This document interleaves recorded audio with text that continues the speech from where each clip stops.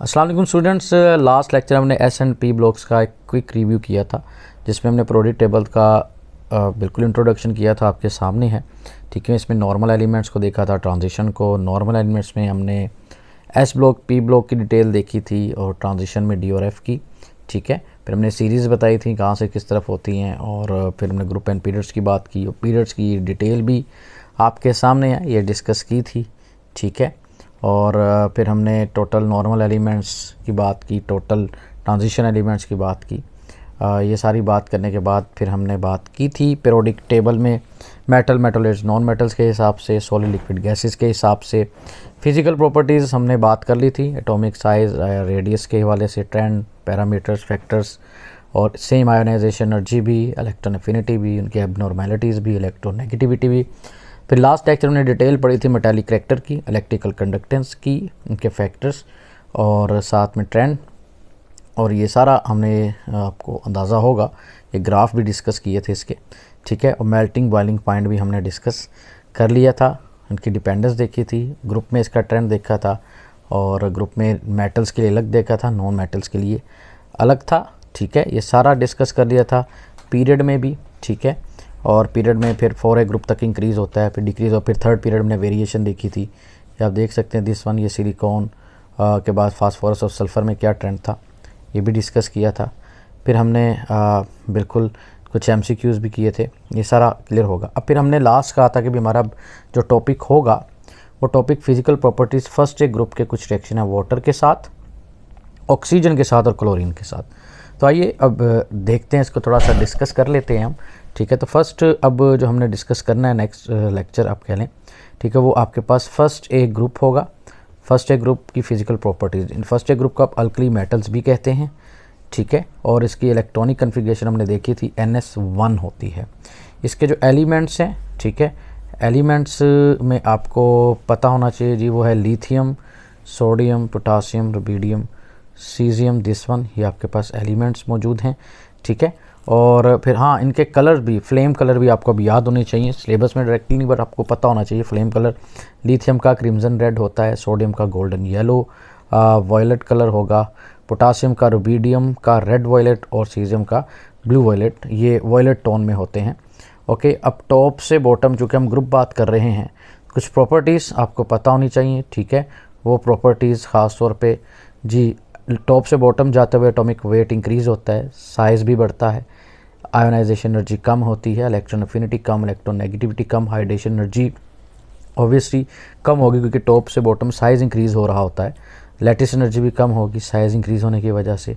तो atomic volume increase हो रहा होता है, मेटालिक करैक्टर इंक्रीज़ होता है, इलेक्ट्रिकल कंडक्टेंस हमने पढ़ी थी इंक्रीज़ होती है, मेल्टिंग बॉइलिंग पॉइंट डिक्रीज़ होता है मेटल्स में क्योंकि लूज़ पैकिंग होती है, दैट्स वाई। फिर रिएक्टिविटी ओवरऑल अगर हम बात करें टॉप से बॉटम, तो इसकी फर्स्ट ए ग्रुप की इंक्रीज़ होती है।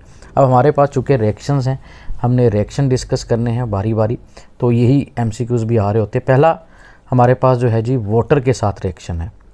तो जितनी भी मेटल्स हैं फर्स्ट ए ग्रुप की वाटर के साथ रिएक्शन करके, याद रखिएगा आपके पास सोडियम और लिथियम की भी अगर बात करें, अगर इन तमाम मेटल्स को आप M से प्रेजेंट कर दें, ठीक है, तो ये मेटालिक हाइड्रोक्साइड बनाएगा और साथ में हाइड्रोजन गैस प्रोड्यूस होगी। याद रखिएगा हाइड्रोजन गैस की प्रोडक्शन होती है और मेटालिक हाइड्रोक्साइड बनाते हैं, और चूँकि फर्स्ट ए ग्रुप का मेंबर है तो MOH इसका जनरल फार्मूला होगा।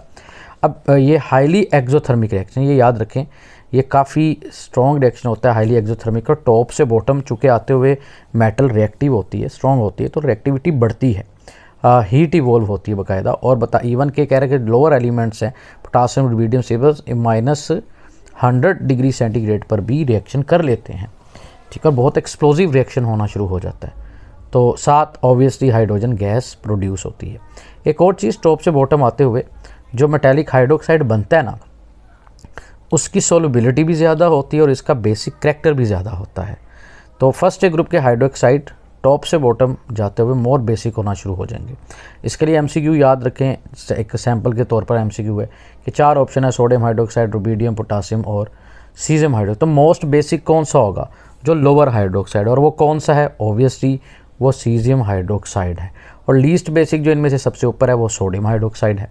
इसका हम एक शॉर्टकट भी करते हैं, अगर समझ आया तो बेटर है, वरना आपकी मर्ज़ी है जनाब।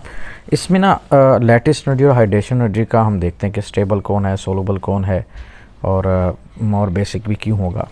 तो जब कंपेरेबल साइजेस केटायन एनायन के होते हैं ना, मसलन केटायन और एनायन अगर सेम साइज़ के हों, स्मॉलर केटायन स्मॉलर एनायन या greater cation greater anion size में, तो इनकी लैटिस एनर्जी ज़रा हाई होती है, ऑब्ज़र्व ये किया गया है।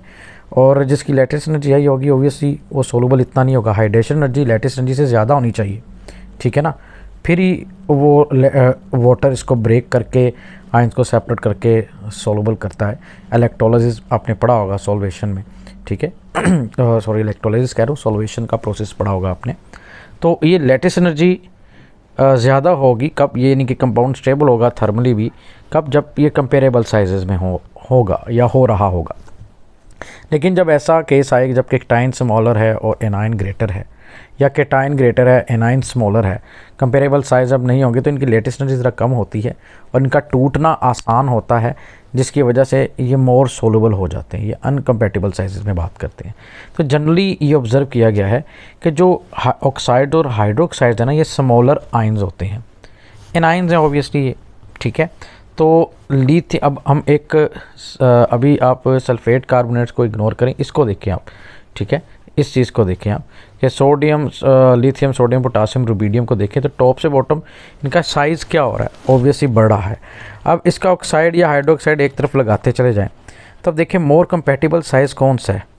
ऑब्वियसली अगर आप ऊपर वाला देखें, और मैं कलर चेंज कर देता हूँ, मोर कंपैटिबल लिथियम और सोडियम का है। जो जो नीचे आते जा रहे हैं केटायन बढ़ता चला जा रहा है, जिसकी वजह से इसकी कंपैटिबिलिटी कम होती चली जा रही है।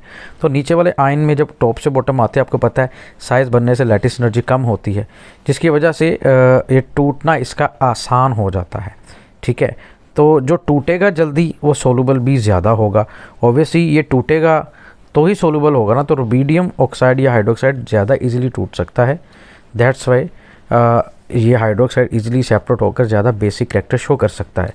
तो लोअर जो आपके पास फर्स्ट ए ग्रुप के हाइड्रोक्साइड है, इसीलिए ये मोर बेसिक है, ऑक्साइड्स भी और हाइड्रोक्साइड भी मोर बेसिक भी हैं और मोर सोलूबल भी हैं। जबकि अपर देखें तो लिथियम ऑक्साइड की, सोडियम ऑक्साइड की बात करें या हाइड्रोक्साइड की, तो उनमें कंपैटिबल साइज़ होता है, उनकी लैटिस एनर्जी हाई है, टूटना मुश्किल होता है। इसके बस अगर आप ऑपोजिट देखें, सॉरी कार्बोनेट्स को, नाइट्रेट्स को, सल्फेट्स को, ये कैसे एनायंस है, ये ग्रेटर साइज़ के एनायंस है। ये हमने थोड़ा सा इसको शो किया, ये ग्रेटर एनायंस हैं, ठीक है। तो ये ग्रेटर एनायन आपके पास नीचे आते जाएंगे, एनायन का साइज़ तो सेम है, ग्रेटर है, लेकिन केटाइंस अगर देखें लिथियम सोडियम पोटासियम रुबीडियम, वो नीचे वाला केटाइन ग्रेटर है रुबीडियम का, और ये एनायन भी इसके साथ ग्रेटर है। तो नीचे वाला रुबीडियम का जो कार्बोनेट या सल्फेट है वो ज़्यादा कंपैटिबल है, ये इनसोलूबल होगा या बहुत कम सोलूबल होगा। ऊपर वाला सोलूबल है, क्यों? क्योंकि इसका टूटना आसान है, कंपैटिबल साइज़ नहीं है, एक स्मॉलर है, ग्रेटर। लेकिन जो जो नीचे आते जा रहे हैं दोनों एक जैसे साइज़ वाले होते चले जा रहे हैं, जिसकी वजह से हम कहते हैं कि ये कंपैटिबल होगा, इसका टूटना मुश्किल है। नीचे वाले की लेटेस्ट एनर्जी ज़्यादा होती है, इसलिए लेस सोलूबल होता है। तो जब कार्बोनेट्स की, सल्फेट्स वगैरह की बात की जाती है ना, तो हम कहते हैं टॉप से बॉटम सोलबिलिटी उनकी क्या हो जाती है, उनकी सोलबिलिटी कम हो जाती है।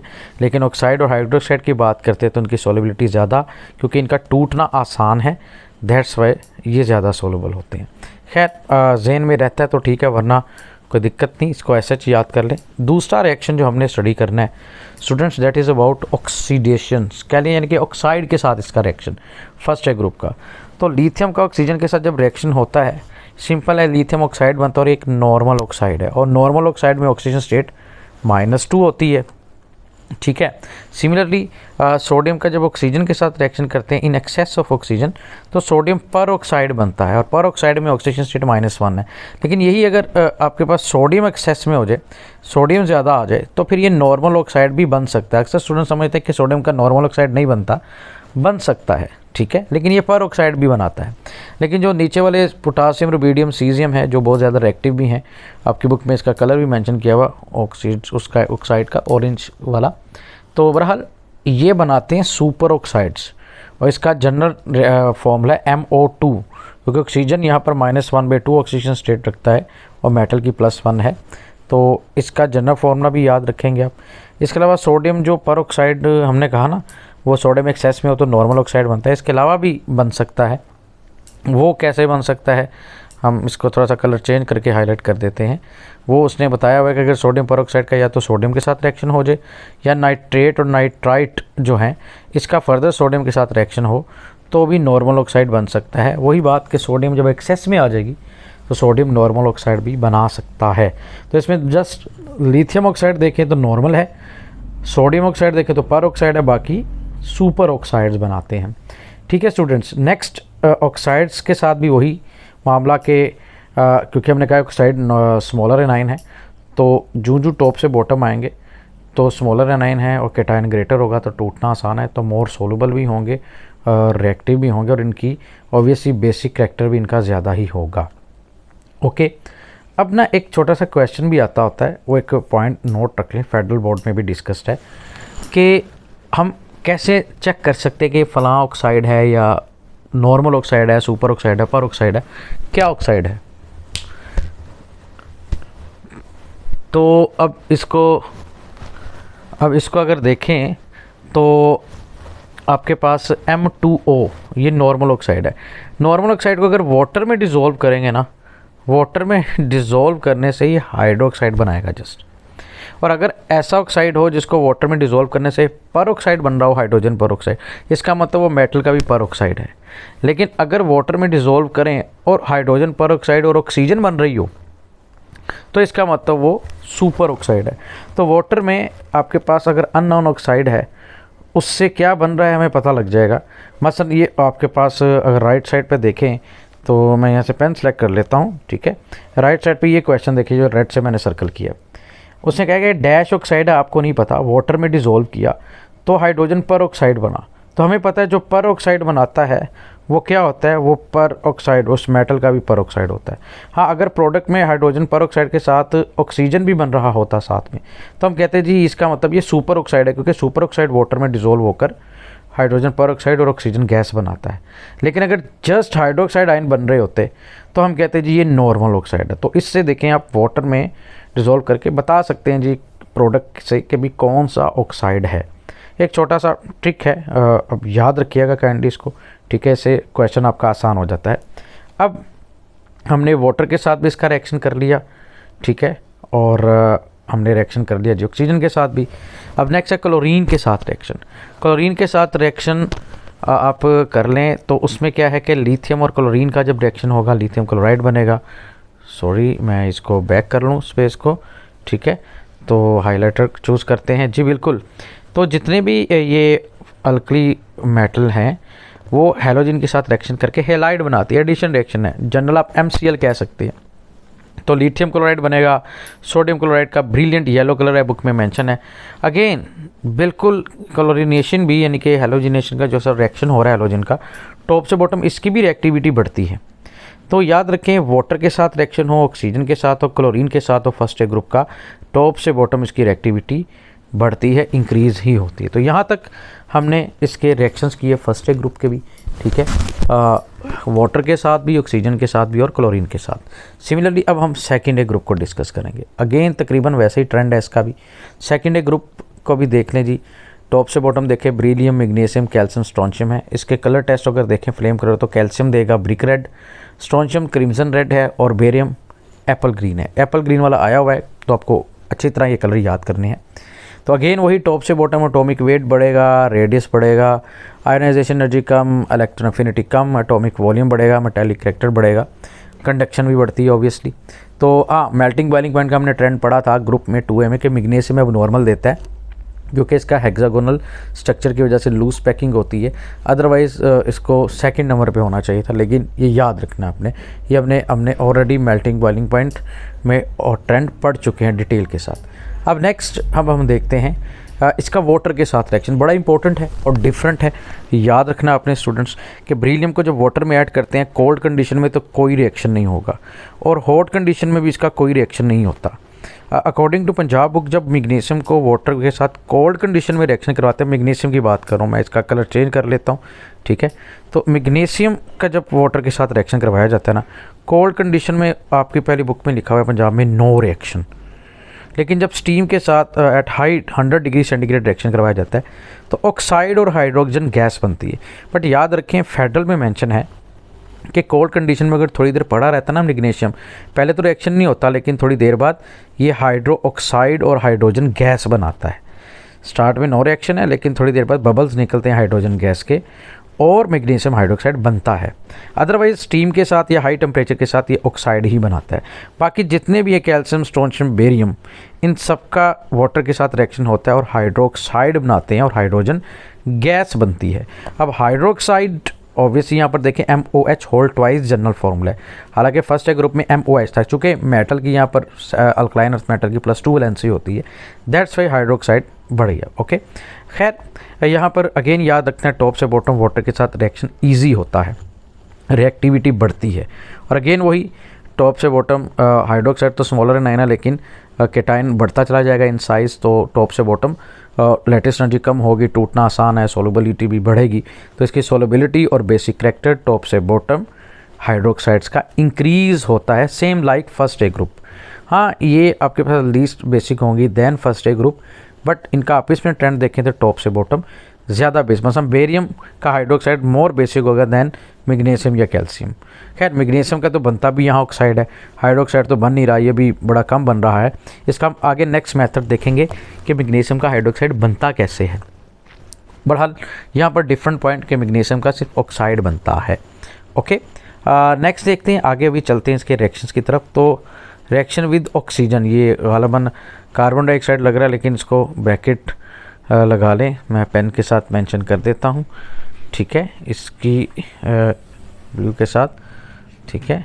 तो ये एक्चुअली ऑक्सीजन है, O2 है, ठीक है, इसका ब्रैकेट क्लोज समझ लें इसको आप, ठीक है। तो अब ऑक्सीजन के साथ भी इसके रिएक्शन डिफरेंट है, वो याद रखने हैं आपने, वो क्या है अभी देख लेते हैं। जी, बेरिलियम का ऑक्सीजन के साथ 800 या 1000 नहीं 800 डिग्री सेंटीग्रेड है रिएक्शन होता है, तो बेरिलियम ऑक्साइड और लेयर बनती है और ये M4 टेरिक ऑक्साइड है। सेम मैग्नीशियम भी ऑक्सीजन के साथ रिएक्ट करके मैग्नीशियम ऑक्साइड, बट याद रखें मैग्नीशियम जब रिएक्शन करता है ना ऑक्सीजन के साथ तो नाइट्राइड भी बन रहा होता है, ये आपने पढ़ा होगा, ठीक है। तो इसी तरह जितने भी हैं सारे ऑक्साइड बनाते हैं, सारे नॉर्मल ऑक्साइड होते हैं, लेकिन बेरियम अकेला ऐसा है, बेरियम अकेला ऐसा है जो कि पर ऑक्साइड बनाता है, और इसके पर ऑक्साइड का फार्मूला MO2 है। फर्स्ट ए का जो सोडियम था ना उसका फार्मूला था MO, ऐसा ही है, सॉरी मैं बात कर रहा हूँ फर्स्ट ए ग्रुप के सुपर ऑक्साइड की, उसका भी जो जनरल फार्मूला हमने लिखा था वो MO2 लिखा था, और इसका भी MO2 है, बट वो पोटासियम रुबिडियम सीजियम का पर ऑक्साइड था, और ये बेरियम का, सॉरी ये बेरियम का पर ऑक्साइड है, माज़रत मैं रिपीट करता हूँ, आई रिपीट कि ये बेरियम का पर ऑक्साइड है, फार्मूला MO2, लेकिन यही MO2 super oxide of first A group का फार्मूला भी है। ये नीचे क्वेश्चन दिया हुआ है, इससे आपको समझ आ जाएगा। मसलन पोटासियम KO2 था ना, सीजियम KO2 था, वो क्या थे, वो सुपर ऑक्साइड थे फर्स्ट ए ग्रुप के, लेकिन ये क्या है, ये आपके पास सेकेंड ए ग्रुप का पर ऑक्साइड है जो कि बेरियम बनाता है जस्ट। तो इसका क्वेश्चन इसकी हम देख लेते हैं, प्रैक्टिस अंदाज़ा हो जाएगा। कह रहा है कि मेटल का रिएक्शन करवाया ऑक्सीजन के साथ, फार्मूला बना जी MO2, और वो कह रहा है कि यहाँ पर मेटल जो है ना अल्कली मेटल है फर्स्ट ए ग्रुप।